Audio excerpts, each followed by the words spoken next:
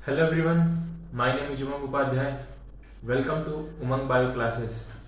आज का हमारा टॉपिक है प्री फर्टिलाइजेशन। पिछले क्लास में हमने इस चैप्टर का इंट्रो लिया था और इसके बेसिक्स के बारे में हमने पढ़ा था।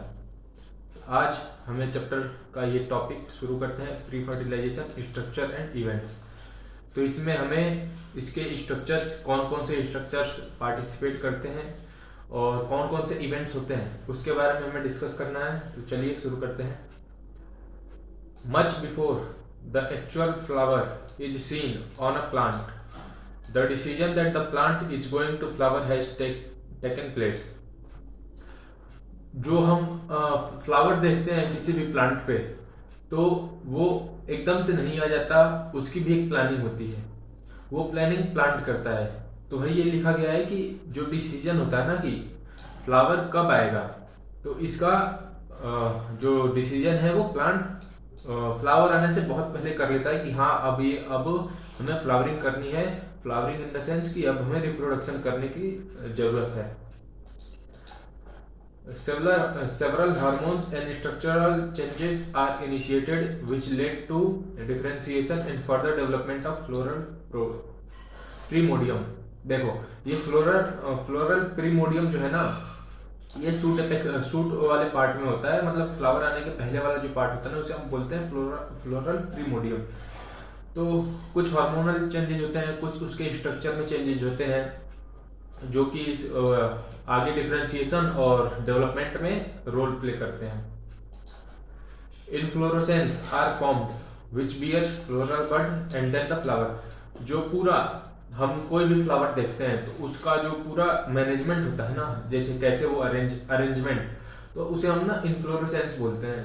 ये एनाटॉमी और मॉर्फोलॉजी में इसके बारे में थोड़ा डिटेल में है, बट यहाँ पे हम समझ रहे हैं। जैसे सनफ्लावर का आपने देखा है वो फूल, तो उसमें ना जो लगे होते हैं ना रे फ्लोरेट्स और उसके बाकी के पार्ट्स, तो उसे ना हम इनफ्लोरेसेंस बोलते हैं। तो इसके पास ना फ्लोरल बर्ड्स और फ्लावर, इसके बाद पहले बर्ड्स लगते हैं इसके फ्लोरल वाले, उसके बाद फ्लावर्स आते हैं। In the flower the male and female reproductive structure. मैंने पिछली क्लास में बताया था कि 4 पार्ट्स होते हैं किसी भी फ्लावर के, गाइनोसियम, एंड्रोसियम, कोरोला और calyx. Sepal petal, androecium, gynoecium, ये हमारा अरेंजमेंट था। तो जो उसमें से 2 सेट ऑफ हो जाते थे, पता है कौन कौन सा? कोरोला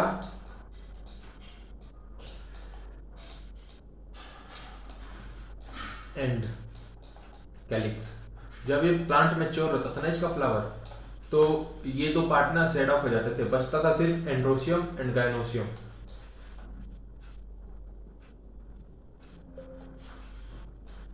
डिफरेंशिएट एंड डेवलपमेंट, ठीक है। You would recollect that the androecium consist of whorls of stamen. जो एंड्रोसियम होता है ना, वो किसी एक स्टेमन को नहीं हम बोलते हैं, वो एक गुच्छा, वॉल्स ऑफ स्टेमन लिखा है ना, तो एक पूरा स्टेमन का एक मतलब ग्रुप होता है।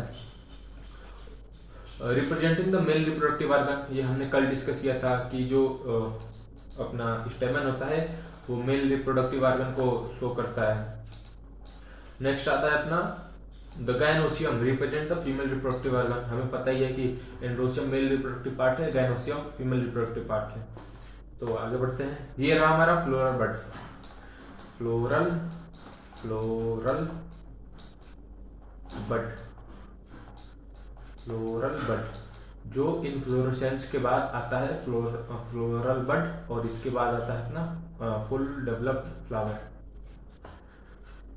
अब हमारा नेक्स्ट टॉपिक, इसमें सब टॉपिक आ रहा है स्टेमन, माइक्रोस्पोरेंजिया एंड पॉलन ग्रेन्स।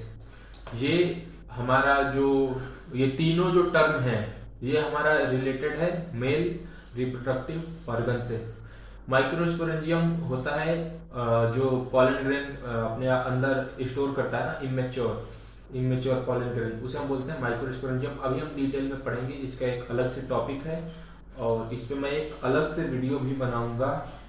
इस वीडियो के बाद मैं माइक्रोस्पोरेंजियम को अलग से एक्सप्लेन करूंगा बोर्ड पे, तो वो वीडियो जरूर देख लेना, तुम्हारा टॉपिक क्लियर हो जाएगा। क्योंकि पीपीटी में ना बहुत इश्यूज आते हैं, जैसे कुछ लिखना हो ना तो और उतने अच्छे से नहीं लिख पाते हैं, तो बोर्ड पे मैं ये टॉपिक डिस्कस करूंगा।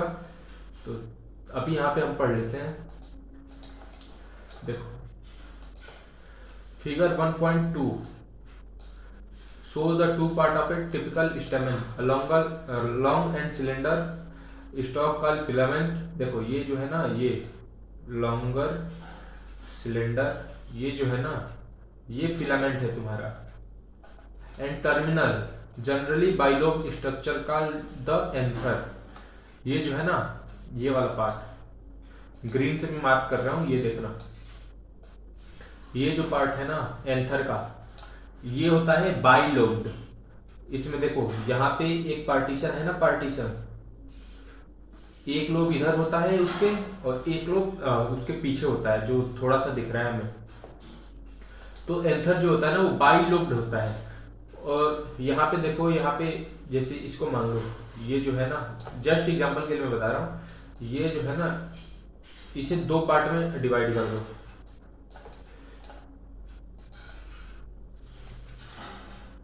इसे दो पार्ट में डिवाइड कर दो, एक लोब इधर एक लोब उधर। और ये जो तुम्हें दिख रहा है ना, ये एट बना, एट जैसे बना हुआ है ना, ये हमारा समझ लो कि ये एक लोब में दो थीका है, थीका एक लोब में दो थीका और एक एंथर में दो लोब। यानी हमारा जो एंथर होता है वो बाइलोब्ड और टेट्राथीकस होता है, ठीक है। The proximal end of filament is attach to thalamus. देखो यहाँ पे दो टर्म आएंगे, पहला होगा प्रॉक्सिमल, दूसरा होगा डिस्टल। डिस्टल यहाँ पे नहीं है बट मैं बता रहा हूं। देखो प्रॉक्सिमल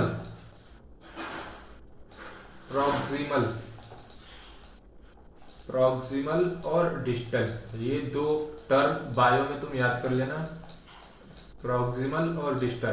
प्रॉक्सिमल का मतलब होता है पास वाला, प्रॉक्सिमल पास, डिस्टल दूर। प्रॉक्सिमल पास वाला, डिस्टल दूर वाला। देखो जैसे मान लो ये थैलेमस है ना, तो ये हो गया प्रॉक्सिमल एंड, ये हो गया डिस्टल एंड, ठीक है। तो वही ये बता रहा है कि जो प्रॉक्सिमल एंड पे होता है ना, जो प्रॉक्सिमल एंड होता है इसका स्टेमन का, वो जुड़ा होता है हमारा थैलेमस से। प्रॉक्सिमल एंड थैलेमस से जुड़ा होता है और डिस्टल एंड पे एंथर होता है। देखो proximal end of filament is attached to thalamus. ये रहा अपना थैलेमस, फूला हुआ पार्ट होता है जो जाकर के फर्दर आगे जुड़ता है। और the petal of the flower, ये या तो थैलेमस से अटैच होगा या फिर पेटल से होगा। पेटल यानी कैलिक्स, कैलिक्स पता है ना, वो पर्पल वाला पार्ट जो मैंने पिछले क्लास में तुम्हें बताया था डायग्राम में। The number and length of stamen are variable. हाँ देखो लेंथ और नंबर स्टेमन का, ये जो पूरा स्ट्रक्चर तुम देख रहे हो ना, एंथर, फिलामेंट और कनेक्टिव के साथ, ये तुम्हारा पूरा हो गया तुम्हारा ये एक स्टेमन। तो इसका साइज और नंबर ये अलग अलग स्पीसीज में वेरी करता है। देखो यहाँ पे मैं तुम्हें अच्छे से दिखा रहा हूँ, इन्होंने एक क्वेश्चन दे रखा है एनसीईआरटी के बीच में, if you were to collect stamen each of 10 flowers each from different species and arrange them on slide, you will be able to appreciate the large variation in size seen in nature। इनके कहने का मतलब है ना कि जब तुम अलग अलग स्पीसीज के अलग अलग एंथर ले आओगे ना, तो उनमें ना बहुत वेरिएशन आएंगे, उसके शेप में आएगा वेरिएशन, उसके साइज में वेरिएशन आएगा, ठीक है। Careful observation of each stamen under the dissecting microscope and making neat diagrams would elucidate the range in shape attachment of enter। इनके कहने का ये मतलब है ना कि ये एक्सपेरिमेंट है बेसिकली जो तुम क्लास में करते हो। तो अलग अलग स्पीसीज का तुम ले आओगे तो शेप में भी डिफरेंस आएगा, और मतलब इसके पूरा अटैचमेंट का कैसे ये इसका अरेंजमेंट हुआ है ना, ये पूरा तुम्हें अलग अलग स्पीसीज में अलग अलग दिखेगा। A typical angiosperm anther is bilobed, which each lobe have two theca, that is they are dithecous। वही मैं अभी थोड़ी देर पहले बता रहा था, एंथर में दो लोब होते हैं, दोनों लोब में दो थीका होते हैं, तो बाइलोब्ड और टेट्राथीकस। बाई को हम कई बार डाई भी बोलते हैं, बाई डाई मतलब दो होता है। Often a longitudinal groove runs lengthwise separating the theca. Let us understand the various types of tissues and their organization in transverse section of anther. देखो लॉन्गिट्यूडनल ग्रूव एक होता है, उसमें ना थीका को वो दो पार्ट्स में डिवाइड कर देता है। वही ये लिख रखा है इन्होंने कि थीका को ना ये डिवाइड कर देते हैं अलग अलग पार्ट्स में। The bilobe nature of an anther is very distinct in the transverse section of the anther. जब हम किसी भी एंथर का ट्रांसवर्स सेक्शन करेंगे, जैसे मान जाओ ये है, इसको बीच में से काट दो, बीच में से काट दिया, ऐसे ऐसे समझो, इसको बीच में से काट दिया, उसके बाद इसको ऐसे जब देखोगे ना तो उसे हम बोलते हैं ट्रांसवर्स सेक्शन व्यू। तो उसमें ना बहुत क्लियरली हमें देखने को मिलता है। तो वही लिख रखा है कि जो बाइलोब नेचर है ना वो ट्रांसवर्स सेक्शन में बहुत ज्यादा क्लियरली हमें दिखता है। सारे के डायग्राम्स हमने ले रखे हैं, तो आगे आने वाले इसी लेक्चर में आगे मैं बता रहा हूँ सबको। The anther is four-sided tetragonal structure consisting of four microsporangia located at the corners in each lobe. टेट्राथिकस था, एक लोब में दो माइक्रोस्पोरेंजिया होता है। माइक्रोस्पोरेंजिया क्या होता है कि ये जो है ना, ऐसा बोल सकते हो मेल गैमेटोफाइट का मदर सेल होता है। मेल गैमेटोफाइट बनाने वाली सेल्स जो होती है ना उन्हें हम बोलते हैं माइक्रोस्पोरेंजिया। ठीक है। The microsporangia develop further and become pollen sac. मैंने अभी बताया कि मेल जो गैमेट्स होते हैं उन्हें बनाने वाली जो यूनिट होती है उसे माइक्रोस्पोरेंजिया बोलते हैं। ये आगे चल के पॉलन सैक में बन जाती है। पॉलन सैक से हमारा पॉलन ग्रेन जो कि मेल गैमेट होता है, पॉलन ग्रेन ही मेल गैमेट होता है, तो वो यहाँ से रिलीज हो जाता है अपने पॉलन सैक से। दे extend longitudinally all through the length and the anther pack with pollen grains. ये लॉन्गिट्यूडनली पूरा एंथर में लॉन्गिट्यूडनली ये अरेंज होते हैं और ये पैक होते हैं अपने पॉलन ग्रेन्स के साथ। देखो ये रहा अपना एंथर, इसमें तुम्हें क्लियरली दिख रहा होगा ये जो है ना, ये तुम्हारे लोब को, ईच लोब को ये डिवाइड कर रहा है। अभी हमने पढ़ा, देखो longitudinal groove runs lengthwise separating the theca, तो वो ये रेड वाला है, देख रहे हो, ये रेड वाला है, वो थीका को डिवाइड कर रहा है। और यहाँ से दो थीका आपस में जुड़े हुए हैं। और ये रहा तुम्हारा ट्रांसवर्स सेक्शन। यहाँ से तुम क्लियरली देख पा रहे हो ना कि जैसे 1 2 3 4, ये लाइन ऑफ द एसेंस क्या होता है? ये लाइन ऑफ द एसेंस ही होता है ना कि जब पॉलन ग्रेन मैच्योर होता है ना, तो यहाँ से वो टूट करके इसमें क्या होता है ना, जो वाटर कंटेंट होता है, जितना भी लिक्विड कंटेंट होता है ना, वो सूख जाता है। उसके बाद ये मतलब टूट जाता है आगे चल के, और इसमें से जितने भी पॉलन ग्रेन्स होते हैं वो रिलीज हो जाते हैं। ठीक है, चलो आगे अब आप स्ट्रक्चर ऑफ माइक्रोस्पोरेंजियम। अब हम माइक्रोस्पोरेंजियम पढ़ते हैं, जो मेल गैमेटोफाइट होता है उसका मदर सेल कह सकते हो। In a transverse section, a typical microsporangium appears near circular in outline. जब हम ट्रांसवर्स सेक्शन करते हैं ना इसका, तो माइक्रोस्पोरेंजियम जो होती है ना वो सर्कुलर, पूरी कंप्लीटली सर्कुलर नहीं होती, बट सर्कुलर जैसे अपीयर होती है। It is generally surrounded by 4 walls layer, epidermis, endothelium, middle layer and tapetum. tapetum इसमें बहुत इंपॉर्टेंट लेयर होती है। ये नरिशमेंट देती है पॉलन ग्रेन्स को, यूबिस ग्रेन्यूल सिक्रेट करती है जो आगे चल के स्पोरोपोलिन पॉलन ग्रेन में टफ लेयर बनाते हैं। और भी बहुत सारे काम है, जब हम टेपेटम पढ़ेंगे ना तो हम इसे डिस्कस करेंगे। The outer 3 wall layers perform function of protection, help in dehiscence. देखो ये जो बार बार टर्म आ रहा है ना dehiscence, इसका मतलब होता है रप्चर। dehiscence का मतलब होता है ना रप्चर, एंथर को रप्चर करके उसमें से सारे मतलब जो पॉलन ग्रेन्स होता है ना उन्हें रिलीज करना ही dehiscence होता है। Anther to release the pollen, हमने पढ़ लिया। The inner most layer tapetum, यहाँ पे लिख रखा है, it nourish the developing pollen grains. ये जो डेवलपिंग इमेच्योर पॉलन ग्रेन्स होते हैं ना उसे ये नरिश करता है। Cells of tapetum possess dense cytoplasm and generally have more than 1 nucleus. क्योंकि देखो इन्हें नरिशमेंट प्रोवाइड करना होता है, कुछ सेल्स होती हैं जो ये रिप्लेस करते हैं, तो इनके पास ना काम बहुत ज्यादा होता है as compared to other cells. तो जब न्यूक्लियस ज़्यादा रहेगा ना तो ऑब्वियस सी बात है काम ज़्यादा होगा, डीएनए ज़्यादा होगा, तो अपना प्रोटीन बनाना बाकी सब काम करना बहुत तेज़ी से होगा। तो इसके पास ना साइटोप्लाज्म भी डेंस होता है और जो इसमें न्यूक्लियस होता है उसका भी अमाउंट ज़्यादा होता है as compared to other cells of microsporangium. ठीक है, can you think how capital cells could become binucleated? Obvious बात है, इसके ना 4 रूल्स होते हैं, वो जब मैं बोर्ड पे पढ़ाऊंगा ना तो मैं तुम्हें बताऊंगा। जैसे मान जाओ ना, एक आता है पॉलीप्लॉइडी, सेल डिवीजन हो गया, कैरियोकाइनेसिस हो गई, साइटोकाइनेसिस नहीं हुई तो डीएनए का अमाउंट बढ़ गया। फेलियर इन सेल डिवीजन, कोई भी इशू हो सकता है। तो इसके ना बहुत सारे कंडीशंस होते हैं, ये आने वाले टाइम में हम पढ़ने वाले हैं। When the anther is young, a group of compactly arranged homogeneous cells called the sporogenous tissue occupy the center of microsporidium। ये तुम देख रहे हो ना 4, 1 2 ईच कॉर्नर पे 3 4, ये जो होती हैं वो स्पोरोजिनस टिश्यूज होती हैं। ये इसके एक सेल के पास ना ये कैपेबिलिटी होती है ना कि एक नया माइक्रोस्पोरेंजियम तैयार कर दे।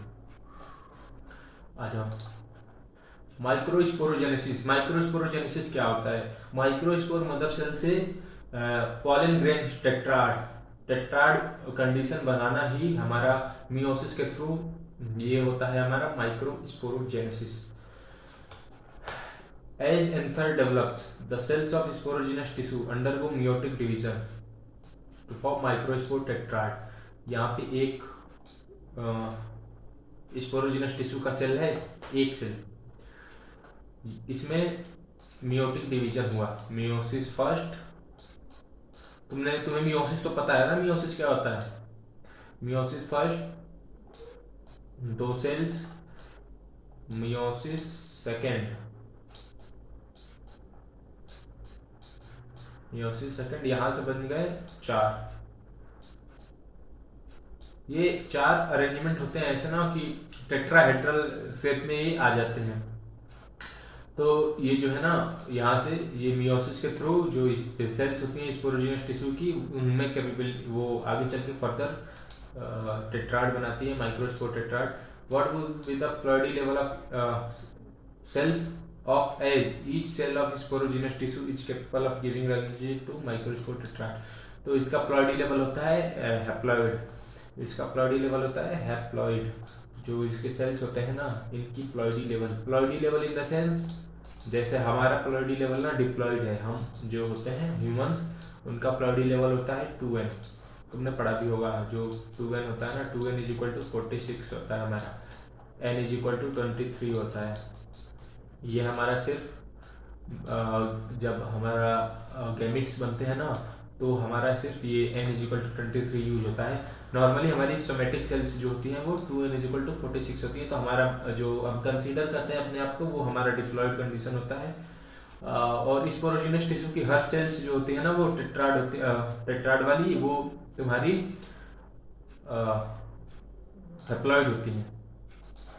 तो ये क्वेश्चन याद रख लेना। देखो, मैंने तुमसे बोला था कि एनसीईआरटी का हर एक लाइन करेंगे, हर एक क्वेश्चन करेंगे, तो ऐसे छुपे छुपे क्वेश्चंस भी हम ढूंढ के करेंगे और अच्छे से करेंगे इसको सारा। As each cell of sporogenous tissue is capable of giving rise to microspore tetrad. मैंने बताया ना, स्पोरोजिनस टिश्यूज की हर एक सेल अपने आप में एक कैपेबिलिटी रखती है कि वो एक नया माइक्रोस्पोर टेट्राड बना दे। कैसे बनाएगी ना, ये अभी मैंने बता दिया थोड़ी देर पहले कि एक से मियोसिस 1 होगा, फिर 2 बनेंगी, उसमें मियोसिस 2 कंप्लीट होगा, फिर वो माइक्रोस्पोर टेट्राड बनाएंगे। और इसको ज़्यादा डिटेल में पढ़ना है ना, तो मैं इस पे पूरा इस प्रोसेस पे मैं एक वीडियो अलग से बनाऊंगा, क्योंकि ये बहुत इंपॉर्टेंट है। इसमें क्वेश्चंस आते ही आते हैं, हमेशा बोर्ड्स में भी आएंगे, नीट में तो आएंगे ही, सीयूईटी और अदर कॉम्पिटिटिव एग्जाम में आएंगे। तो हम देखो, मैं जो 12th पढ़ा रहा हूँ ना, नीट सीयूईटी बोर्ड्स, तुम्हारा फुल में फुल मार्क्स आएंगे, लिख के ले लो जितना मैं पढ़ा रहा हूँ उसमें से। 11th भी मैं सोच रहा हूँ कवर कर लूँ, बट अभी फिलहाल 12th करते हैं। एच ईच ऑफ, ये हमारा हो गया। Each one is a potential pollen और माइक्रोस्पोर मदर सेल। जो हमारा स्पोरोजिनस टिश्यू का होता है ना, वो स्पोरोजिनस टिश्यू की हर एक सेल्स जो होती है ना, अपने आप में ही एक माइक्रोस्पोर मदर सेल्स होती हैं। माइक्रोस्पोर मदर सेल्स को हम एम सी ये भी बोलते हैं, माइक्रोस्पोर मदर सेल्स को। The process of formation of microspore from a pollen mother cell through meiosis it's called microsporogenesis. अभी हमने डिस्कस किया कि जो माइक्रोस्पोर मदर सेल से जो हम टेट्राड बनाते हैं थ्रू मियोसिस, याद रखना ये थ्रू मियोसिस, ये बहुत अच्छा क्वेश्चन है, ये आता है एग्जाम में। इसमें ना तुम कंफ्यूज हो जाओगे कि माइटोसिस होता है या मियोसिस, तो याद रखना टेट्राड होता है ना, तो मियोसिस में 1 से 4 बनते हैं, तो 4 को ही हम टेट्राड बोलते हैं। तो इससे तुम्हारा हो जाएगा क्वेश्चन आसानी से। The microspore as they form are arranged in cluster of 4 cells, the microspore tetrad. तो वही है कि जो भी सेल्स बनती है माइक्रोस्पोर से वो टेट्राड में क्लस्टर ऑफ चार सेल का गुच्छा बन जाता है, उसे हम माइक्रोस्पोर टेट्राड कहते हैं। As the anther mature and dehydrated the microspore dissociated from each other develops into pollen grain. देखो जैसे जैसे एंथर मैच्योर होता है और उसमें मैंने बताया कि जितना भी वाटर कंटेंट होता है वो सारा खत्म होने लगता है, तो उसे ही डिहाइड्रेशन बोलते हैं।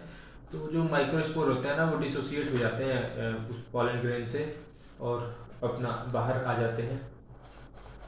बाहर इन द सेंस कि अब वो आगे फर्दर उसके टाइप पे डिपेंड करता है कि वो कैसे पॉलिनेशन करता है, इंसेक्ट के थ्रू होता है, विंड के थ्रू होता है, वाटर के थ्रू होता है, ये हम आगे पढ़ेंगे।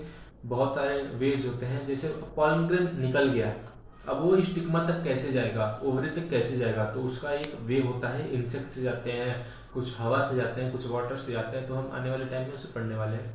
Inside each microsporangium several thousands of microspore. देख रहे हो हर एक माइक्रोस्पोरेंजियम में ना बहुत हजारों में अब तुम खुद सोचो ना, जिसे हवा के थ्रू अपना पॉलिनेशन करना है, वो 1-2 पॉलन ग्रेन में तो होगा नहीं ना। पता चला कोई उड़ के इधर चला गया, कोई उड़ के उधर चला गया, तो मेन टारगेट पे तो नहीं जा पा रहा है ना।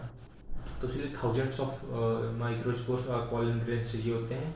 Are form that they release with the essence of tetra. जो डिहाइड्रेशन होता है ना, उसके बाद टेट्रा टूटता है और उसमें से पॉलन ग्रेन्स रिलीज होते हैं। देखो ये जो डेसेंस हो रहा है ना,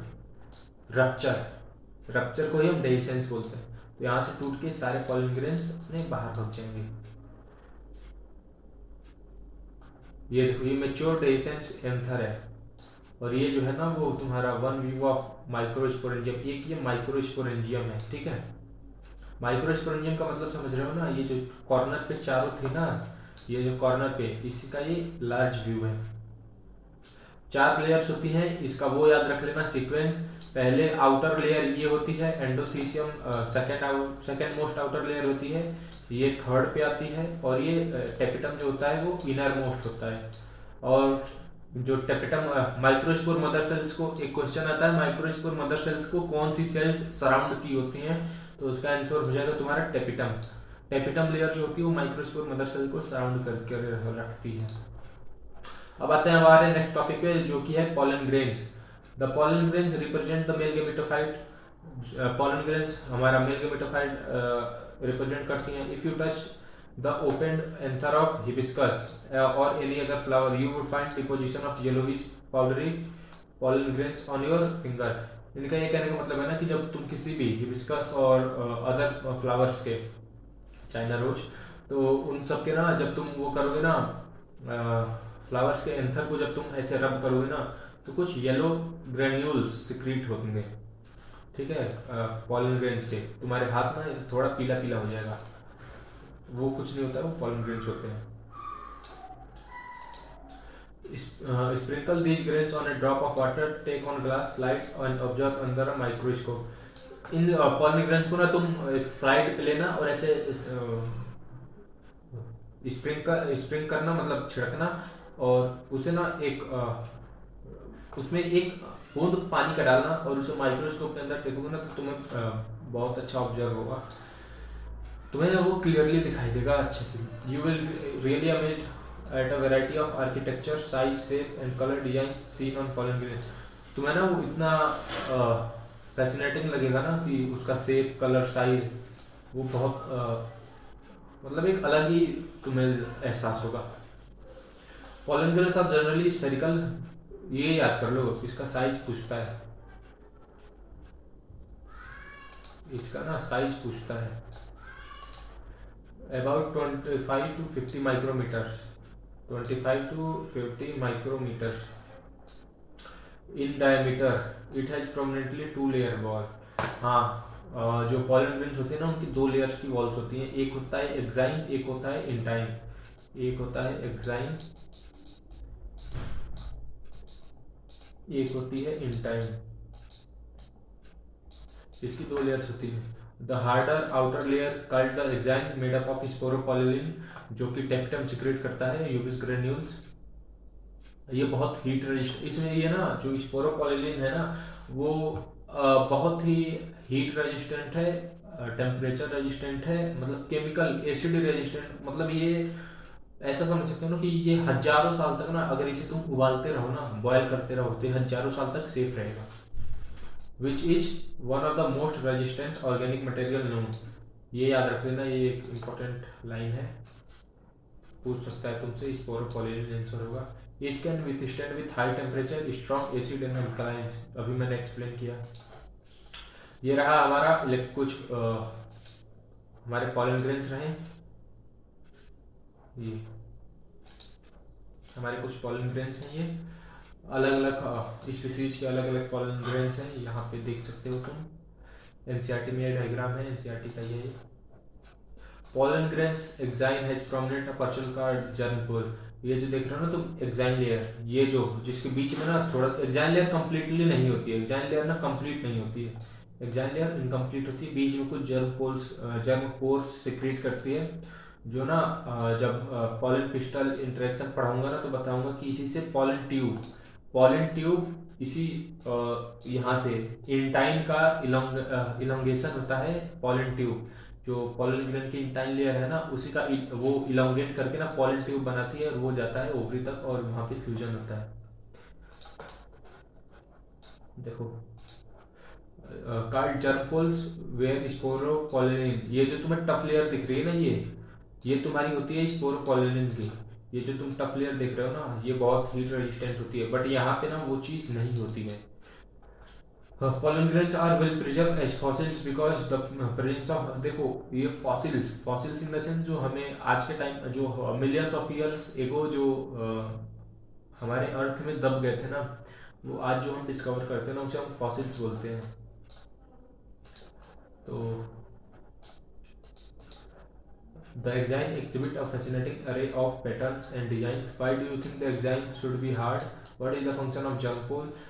The inner wall pollen grain is called intine. देखो जो ये वाली लेयर है ना, ये एक अंदर ये जो सर्कुलर लेयर है इसे हम बोलते हैं इंटाइन, और ये जो इनकम्प्लीट लेयर है इनकम्प्लीट, उसे हम बोलते हैं एक्साइन। तो एक्साइन का ये क्वेश्चन पूछ रहे हैं कि क्यों हार्ड होती है, तो ऑब्वियस सी बात है एक्साइन प्रोटेक्शन के लिए हार्ड होती है कि लंबे समय तक मिलियंस थाउजेंड्स ऑफ ईयर कैसे उस पॉलन ग्रेन को हम प्रोटेक्ट कर सकते हैं, इस वजह से ना ये हार्ड होती है sporopollenin. What is the function of germ pore का अभी मैंने बताया कि इसमें से इंटाइन लेयर इलोंगेट होकर के पॉलन ट्यूब बनाती है, जो कि हम पॉलन पिस्टल इंटरेक्शन में पढ़ने वाले हैं। It is thin and continuous layer, जो इंटाइन होती है वो कॉन्टिन्यूअस होती है। सेलुलो पेक्टिनोसोलिलोज का होता है, सेलुलोज और पेक्टिन से मिलकर बना होता है। The cytoplasm of pollen grains is surrounded by plasma membrane, जो पॉलन ग्रेन का साइटोप्लाज्म होता है उसे हम प्लाज्मा मेम्ब्रेन से कवर किए रहते हैं, मतलब होता है अपने आप। When the pollen grains is mature it contains two cells, the vegetative cells and generative cells. देखो जब पॉलन ग्रेन मैच्योर हो जाता है ना तो इसके अंदर 2 सेल्स आ जाती हैं, वेजिटेटिव और जनरेटिव। अब तुम्हें ना जब मैं बताऊंगा ना तो वेजिटेटिव सेल आगे चल के डिवाइड हो जाती है, बट ये जो होता है ना ऐसी condition 60% of angiosperm, 60% of flowering plants में ना 60% ऑफ फ्लावरिंग प्लांट्स में ये 2 सेल कंडीशन ही होती है। 3 सेल कंडीशन कुछ 40% के अराउंड फ्लावरिंग प्लांट्स में होती है। जो ये वेजिटेटिव सेल होती है ना ये डिवाइड कर जाती है 2 में, और ये जनरेटिव सेल अपना उसमें पॉलन ट्यूब बनाने में कंज्यूम हो जाती है। ठीक है,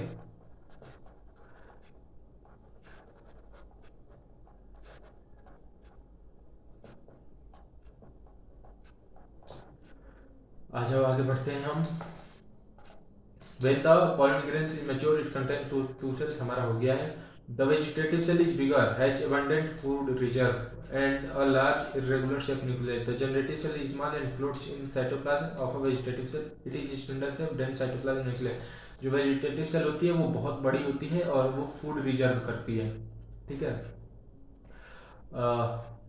और जनरेटिव सेल जो होती है ना वो स्मॉल होती है और साइटोप्लाज्म वेजिटेटिव सेल के साइटोप्लाज्म में वो तैरती रहती है.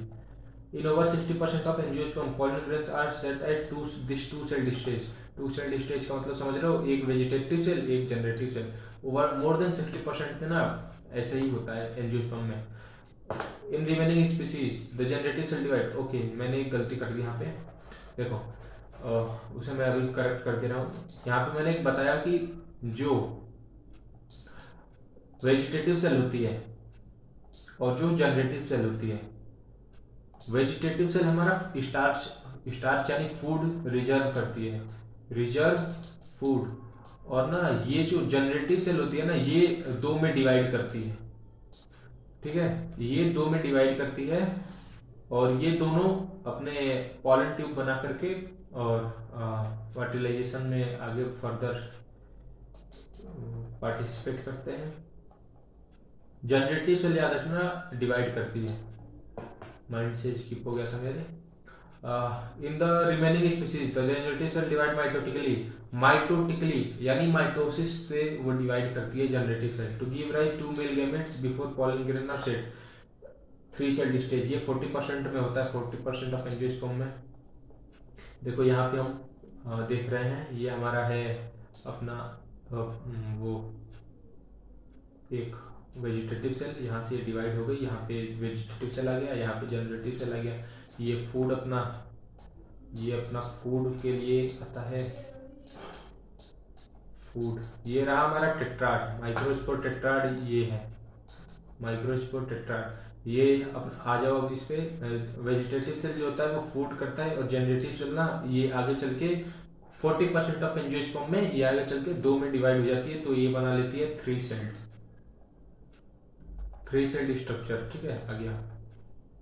Pollen grain of many species cause several allergy and bronchial affliction in some people, often lead to chronic respiratory disorder, asthma, bronchitis.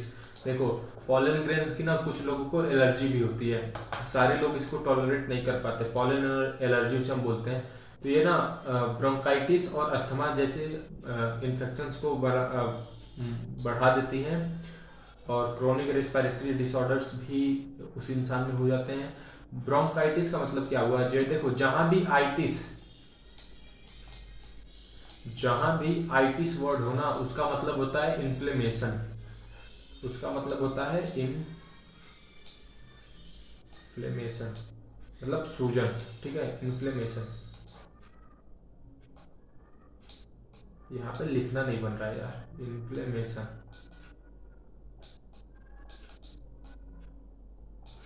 ठीक है, राइटिंग में जब मैं बोल रहा हूँ तो उसे तुम वर्ड समझ लिया करो, क्योंकि ना यहाँ पे थोड़ा पेन टाइम नहीं है ना तो दिक्कत हो रही है. It may be mentioned that parthenium और carrot grass that came into India as a contaminant with imported wheat has become ubiquitous in occurrence and cause pollen allergy. देखो ubiquitous का ये मतलब होता है ना कि जो हर जगह मतलब फैल जाए. तो जो पार्थेनियम या कैरेट ग्रास है वो इंडिया आया वीट के साथ. वीट पता है ना, गेहूं. वो जब इंपोर्ट हो रहा था अदर कंट्री से इंडिया में तो उसके साथ ना कुछ ये ग्रास भी आ गए, कैरेट ग्रास भी. और वो हर जगह तुम देखोगे हर जगह ये ग्रासेस होते हैं. और मतलब यूबिक्विटस का मतलब हुआ कि सारे जगह. तो ये ना पॉलन एलर्जी भी कॉज करती है. अब हर जगह जाएंगे तो ये भी पॉलन ग्रेन तो सिक्रेट करेंगे ही ना, रिलीज. देखो pollen grains are rich in nutrients.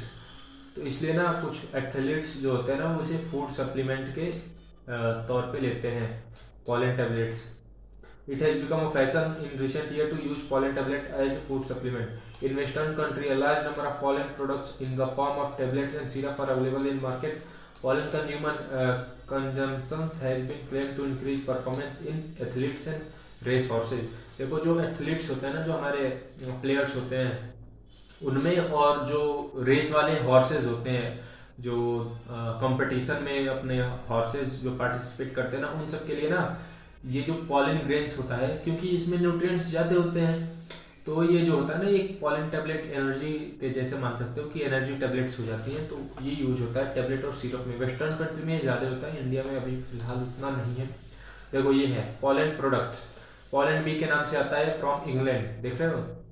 Natural bee collected pollen in tiny golden pots और natural food from honey bees net weight. इतना मैं प्रमोट नहीं कर रहा, कोई भी दवा अपने डॉक्टर से पूछ करके लेना, क्योंकि इसकी एलर्जी भी हो सकती है, क्रॉनिक डिजीज भी हो सकते हैं सीरियस वाले। When once they are shed, pollen grains have to land on the stigma before they lose viability if they have to bring the about fertilization। देखो यहाँ पे एक चीज है कि ऐसा नहीं है ना कि पॉलन ग्रेन एक बार अगर निकल गया तो वो लाइफ टाइम तक उसकी वायबिलिटी रहेगी। वायबिलिटी इन द सेंस कि वो काम करने की हालत में रहेगा, ऐसा नहीं होता है। एक उसकी लिमिट होती है, उसका टाइम पीरियड होता है, उसके पहले ही उसे स्टिग्मा पे जाकर के फ्यूजन करना होता है फीमेल गैमेटोफाइट के साथ, फीमेल गैमेट के साथ, ठीक है, ovum. How long do you think the pollen grains retain viability? इन्होंने क्वेश्चन भी दिया, आंसर भी दे रखा है यहाँ पे। तो देखो the period for which pollen grains remain viable is highly variable and to some extent depends on prevailing temperature and humidity. देखो ये पूरा का पूरा इसकी वायबिलिटी ना बहुत ज्यादा वेरिएबल है, और ह्यूमिडिटी यानी नमी और टेम्परेचर पे ये डिपेंड करता है कि ये कितने टाइम तक वेरिएबल रहेगा। In some cereal such as rice and wheat, गेहूं और चावल में ये जो होता है 30 मिनट्स तक का पॉलन ग्रेन जो होता है ना, वो 30 मिनट्स तक ही वायबल होता है। एक सेकेंड यार, okay, of their release, and in some members of Rosaceae and Leguminaceae and Solanaceae they maintain viability for month। तो इन तीनों फैमिलीज में ना, ये फैमिली है प्लांट की ना, फैमिली है ये, तो ये इनमें कुछ मंथ तक ये वायबल रहता है। वायबल इन द सेंस कि अच्छा रहता है, जो आगे फर्दर फर्टिलाइजेशन के लिए मतलब ठीक रहता है कि कर लेगा फर्टिलाइजेशन। देखो you may have heard of storing semen sperm of many animal including humans for artificial insemination. देखो आर्टिफिशियल इंसेमिनेशन हम रिप्रोडक्टिव हेल्थ में पढ़ेंगे, ये इनफर्टिलिटी का एक क्योर है, एक तरह से बोल सकते हो ट्रीटमेंट है इनफर्टिलिटी को ट्रीट करने के लिए। तो ये क्या होता है ना कि तुमने सुना होगा ना कि बहुत सारे सीमेन और स्पर्म कलेक्टिंग बैंक्स होते हैं जहाँ पे डोनेशन होता है इसका। तो ये कैसे होता है, आओ इसके बारे में जान लेते हैं। It is possible to store pollen grains of large number of species for years in liquid nitrogen.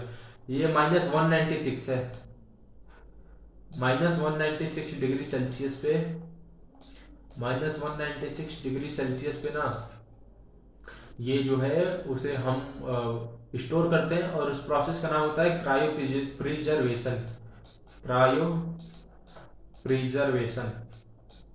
Liquid nitrogen की हेल्प से हम इस पॉलन ग्रेन और स्पर्म्स को ना हम फॉर लॉन्ग ईयर्स हम स्टोर कर सकते हैं। Such stored pollen can be used as pollen banks similar to seed banks in crop breeding program. तो ऐसे हम पॉलन ग्रेन्स को पॉलन बैंक में, सीड बैंक में क्रॉप ब्रीडिंग प्रोग्राम के लिए हम स्टोर कर सकते हैं। देखो ये रहा, ऐसे क्रायो प्रिजर्वेशन हम करते हैं। और इसको -1, लेकिन ये जो दिख रहा है ना, ये तुम्हें लग रहा है ये क्लाउड है, बादल, ये क्लाउड नहीं है, ये लिक्विड नाइट्रोजन ना, जब तुम ClOUB, ये लिक्विड नाइट्रोजन ना जब तुम एयर में ले आओगे ना, तो ऐसे एयर के साथ रिएक्ट करके ना ये वो बना देगा, भाप कह सकते हो। मैंने पिछले क्लास में कुछ क्वेश्चंस दिए थे, तो आओ उन्हें एक बार डिस्कस कर लेते हैं। होमोगैमेट्स का मतलब क्या होता है? होमो का मतलब होता है सेम, सिमिलर। होमो का मतलब होता है सिमिलर, गैमेट्स का मतलब है गैमेट। तो सिमिलर इन अपीयरेंस और होमो का ही एक सिनोनिम्स होता है आइसो। तो होमो कह लो या आइसो कह लो, इन दोनों का मतलब हुआ सेम। तो हमारा ऑप्शन नंबर डी ट्रू हो गया, मतलब both A and C are true. Next question था select the odd one with respect to life span. Life span क्या होता था हमारा, time period from birth to natural death. तो ये हो जाएगा हमारा, ये हो गया ऑर्गेनिज्म ट्रू है। ये ऑड वन पूछ रहा है ना, तो इसमें गलत हमें बताना है। It should be necessarily correlated with sign of organism, गलत है। लाइफ स्पेन का कोई भी रिलेशन नहीं होता है साइज ऑफ ऑर्गेनिज्म से। जैसे मान जाओ एक पैरट है तोता और एक क्रो है कौवा, तो इन दो कौवे का एज होता है, क्रो का एज होता है 15 ईयर्स और पैरट का होता है अराउंड 150। तो इन दोनों में ना 10 टाइम्स का डिफरेंस आ जाता है। तो हमारा आंसर हो जाएगा second one. Mango tree have shorter life span than peepal tree. पीपल का हमारा ज्यादा होता है मैंगो ट्री से। और no individual is immortal except single cell organism. Single cell organism को हम इमॉर्टल इसलिए कहते हैं ना, क्योंकि वो रिप्रोडक्शन करके अपने आप को, पेरेंट को ना, वो ऑफस्प्रिंग में अपने सेल खुद की बॉडी को वो डिस्ट्रीब्यूट कर देते हैं। तो हमें पता नहीं चल पाता कि ये इनकी डेथ हुई है या अपने ट्रांसफर हो गए अपने नेक्स्ट प्रोजेनी में। तो इसलिए हम बोलते हैं कि सिंगल सेल ऑर्गेनिज्म जो होता है वो इमॉर्टल होता है। तो आज के लिए बस इतना ही था। चलो मिलते हैं फिर नेक्स्ट क्लास में। नेक्स्ट क्लास में हम इसके आगे का टॉपिक पढ़ेंगे। हमारा मेल स्ट्रक्चर्स हो गए, मेल प्लांट वाले। नेक्स्ट क्लास में हम पढ़ेंगे फीमेल के पार्ट्स, गायनोसियम वाले स्ट्रक्चर्स, और मेगा स्पोरोफिल हम पढ़ेंगे। तो चलो फिर मिलते हैं।